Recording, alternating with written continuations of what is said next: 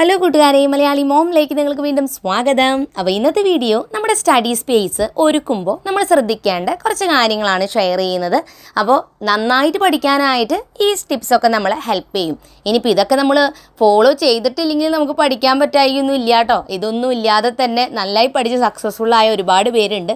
എന്നിരുന്നാലും നിങ്ങൾക്ക് അങ്ങനെ കുറേ പേര് ചോദിക്കാറുണ്ട് സ്റ്റഡി ടേബിൾ ഒരുക്കുന്ന ടിപ്സ്. അതുകൊണ്ടാണ് പറയുന്നത്.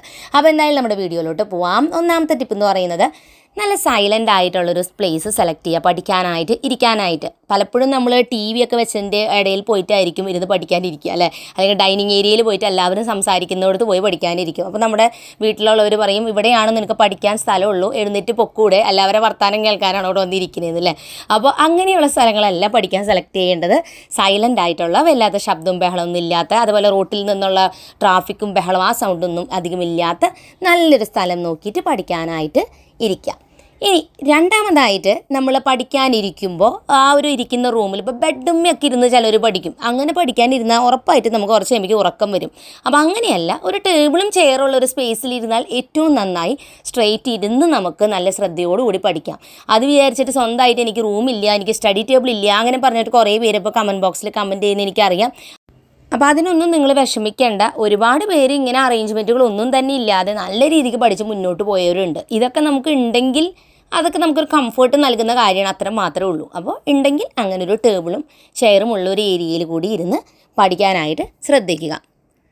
മൂന്നാമതായിട്ട് ലൈറ്റിംഗ്. അത്യാവശ്യം നല്ല വെളിച്ചമൊക്കെ ഉള്ളൊരു മുറിയിൽ ഇരിക്കാനായിട്ടും കൂടി നമുക്ക് നോക്കാം. ജനാലക്കരികിൽ ഇരുന്നാൽ അത്രയും നന്നായി. രാവിലെയൊക്കെ അവിടെ ഇരിക്കുമ്പോൾ നല്ലൊരു വെളിച്ചം കാര്യങ്ങളൊക്കെ ഉണ്ടായിരിക്കും.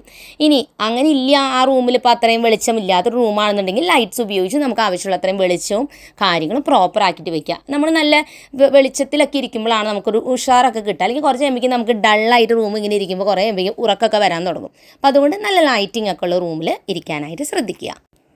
നാലാമതായിട്ട് നമ്മുടെ സ്റ്റഡി സ്പേസിൽ എന്തൊക്കെ ഐറ്റംസ് വെക്കണമെന്ന് നമ്മൾ നേരത്തെ കൂട്ടി നിശ്ചയിക്കുക. പ്രധാനമായിട്ട് വേണ്ടത് നമ്മുടെ text books, not books, rough book, പിന്നെ നമ്മുടെ സ്റ്റേഷനറി ഐറ്റംസുമാണ് നമ്മളവിടെ വെക്കേണ്ടത്. അപ്പോൾ എന്തൊക്കെ ഐറ്റംസ് അവിടെ വെക്കണമെന്നും അതെങ്ങനെ വെക്കണമെന്നും ഒരു അറേഞ്ച്മെൻറ്റ് ഉണ്ടാക്കിയെടുക്കുക. അതിനായിട്ട് നമ്മൾ വല്ല ബോക്സസോ അങ്ങനത്തെ സ്വന്തമായിട്ട് നമുക്ക് കാർഡ്ബോർഡൊക്കെ വെച്ച് ബോക്സസ് ഉണ്ടാക്കാം. എങ്ങനെയാണെന്ന് വെച്ചാൽ അങ്ങനെയൊക്കെ ചെയ്തിട്ട് അറേഞ്ച് ചെയ്തിട്ട് നമ്മുടെ സ്റ്റഡി സ്പേസ് നല്ല രീതിക്കൊന്ന് ഓർഗനൈസ്ഡ് ആക്കി വെക്കാനായിട്ടും കൂടി ശ്രദ്ധിക്കുക. അഞ്ചാമതായിട്ട് നമ്മൾ ഓർഗനൈസ് ചെയ്ത് വെച്ചിരിക്കുന്ന ഈ സ്റ്റഡി സ്പേസ് നമ്മുടെ പഠനം കഴിഞ്ഞാൽ അപ്പം തന്നെ വൃത്തിയാക്കി വെച്ചിട്ട് പോകാനായിട്ടും കൂടി ശ്രദ്ധിക്കുക. ഇല്ലെങ്കിൽ അടുത്ത ദിവസം പഠിക്കാൻ വരുമ്പോഴേക്കും അത് മുഴുവൻ ഒതുക്കിയിട്ട് പഠനം തുടങ്ങാൻ നിൽക്കുമ്പോഴേക്കും ഒരുപാട് ടൈം നമ്മുടെ വേസ്റ്റ് ആവും. അപ്പോൾ അതുകൊണ്ട് നേരത്തെ കൂട്ടി അത് ഒതുക്കി വെച്ചിട്ട് പോകാനും കൂടി ഓർക്കണം. ഒരു ക്ലോക്ക് നമ്മുടെ ടേബിളിൽ എന്തായാലും വെക്കാനായിട്ട് ശ്രദ്ധിക്കുക. ഫോണിൻ്റെ ക്ലോക്ക് ഉണ്ട്, അതിൽ അലാറം വെക്കാം എന്നൊക്കെ നമ്മൾ വിചാരിക്കും. പക്ഷേ അത് പലപ്പോഴും നമുക്കൊരു ഡിസ്ട്രാക്ഷൻ ഉണ്ടാക്കുന്ന ഒരു കാര്യമാണ്.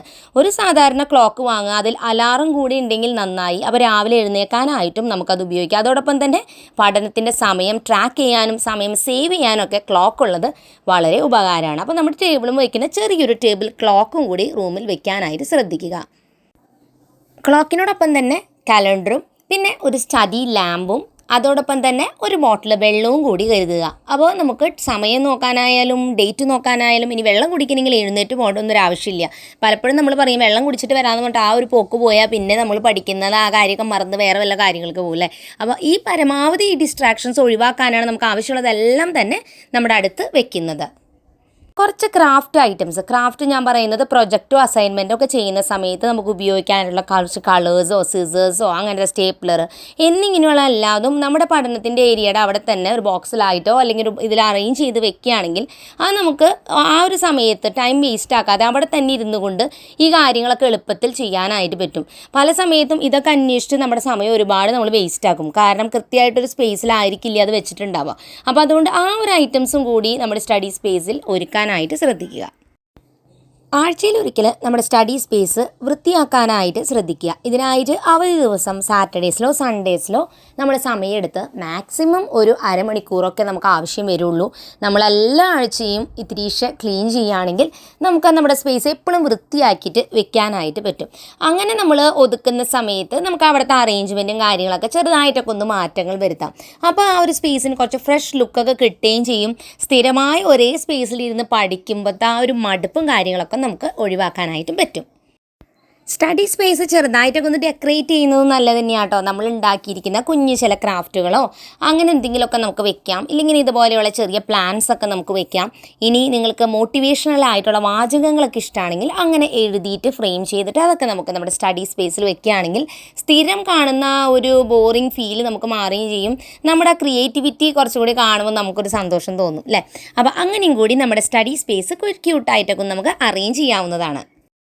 നമ്മുടെ പഠനം നമുക്ക് ട്രാക്ക് ചെയ്യാനായിട്ട് ചെറിയൊരു ഡയറിയും കാര്യങ്ങളും നമ്മുടെ ടേബിളിൽ തന്നെ നമുക്ക് വെക്കാം. അപ്പോൾ അതിൽ നമ്മൾ അന്നന്ന് പഠിക്കേണ്ട കാര്യങ്ങളും നമ്മുടെ പേഴ്സണൽ ആയിട്ടുള്ള കാര്യങ്ങളൊക്കെ ഡയറി ആയിട്ട് എഴുതണമെങ്കിൽ അങ്ങനെ ഒരു കൊച്ചു ഡയറി നമ്മുടെ ടേബിളിൽ വയ്ക്കുന്നതും നല്ലതാണ്. പഠിച്ച് നമുക്ക് ഇരിക്കുന്ന ആ ഒരു സ്പേസ് ബോറിംഗ് ആയിട്ട് തോന്നുകയാണെങ്കിൽ ഇടയ്ക്ക് പുറത്തോട്ട് ഇറങ്ങി ഇരുന്ന് പഠിക്കുന്നത് നല്ലതാണ്. എപ്പോഴും ഒരു സ്റ്റഡി ഏരിയയിൽ തന്നെ ഇരുന്ന് പഠിക്കണമെന്ന് ഒരു നിർബന്ധമില്ല. അതോടൊപ്പം തന്നെ നമ്മുടെ കംഫർട്ടാണ് ഏറ്റവും ഇമ്പോർട്ടൻ്റ് ആയിട്ട് ശ്രദ്ധിക്കേണ്ടത്. അപ്പോൾ നല്ല കംഫർട്ടബിൾ ആയ ഡ്രസ്സുകൾ യൂസ് ചെയ്യുക. പഠിക്കാനായിട്ടിരിക്കുമ്പോൾ നമുക്ക് മാക്സിമം റിലാക്സ് ചെയ്ത് പഠിക്കാനായിട്ട് പറ്റണം. മാക്സിമം ഫുൾ കോൺസെൻട്രേഷൻ പഠനത്തിലോട്ട് പോകണം. ആ രീതിയിൽ നമ്മൾ പഠിക്കുകയാണെങ്കിൽ തീർച്ചയായിട്ടും നമുക്ക് നല്ല സക്സസ് കിട്ടും. അപ്പോൾ ഇന്നത്തെ ഈ ഒരു കൊച്ചു വീഡിയോ നിങ്ങൾക്ക് എല്ലാവർക്കും ഹെൽപ്ഫുള്ളായി എന്ന് വിചാരിക്കുന്നു. പുതിയൊരു നല്ല വീഡിയോ ആയിട്ട് വീണ്ടും നമ്മൾ വരുന്നതായിരിക്കും. അതൊരിക്കൽ എൻ്റെ എല്ലാ കൂട്ടുകാർക്കും bye bye and take care.